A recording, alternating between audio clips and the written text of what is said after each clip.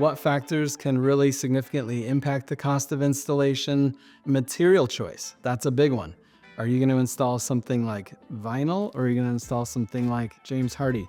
Here's something that's really interesting. It used to be that vinyl was the really cost-effective way to put siding on your house. These days, not so much. As I've mentioned in other videos and in other places, vinyl is not as cost-effective as you think, especially in the long term. Colorado is a hardboard market, so most of the siding that you see on homes in Colorado are hardboard. If you have vinyl, that's fine, that's no problem, but we can help you out with a durable product like James Hardie. When it comes to cost factors, James Hardie can be a little bit more expensive. That being said, James Hardie is not the top premium luxury siding product. James Hardie is more expensive than some other products in some ways, but still very affordable, very much within reach for most homeowners' budgets. Not only that, we can help you out with financing. A good way to get the value out of your siding is to look at some financing options so that you stretch the cost of that siding out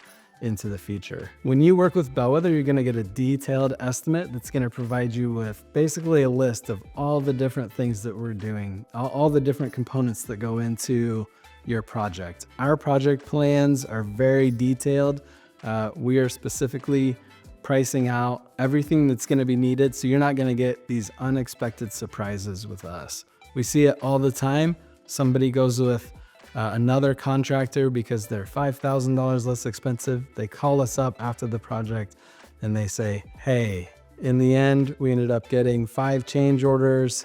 It really raised the cost of the project. We ended up paying more than we would have paid going with you, and we're not super confident in what ended up getting put on our wall. When it comes to unexpected expenses when we are replacing your siding, one of the things that happens sometimes is we'll pull the siding off, we'll discover a fair amount of water damage, deterioration, rot.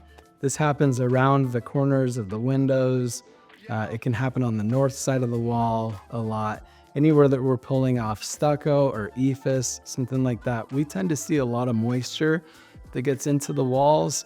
When we see that kind of stuff, it's no big deal as long as we address it.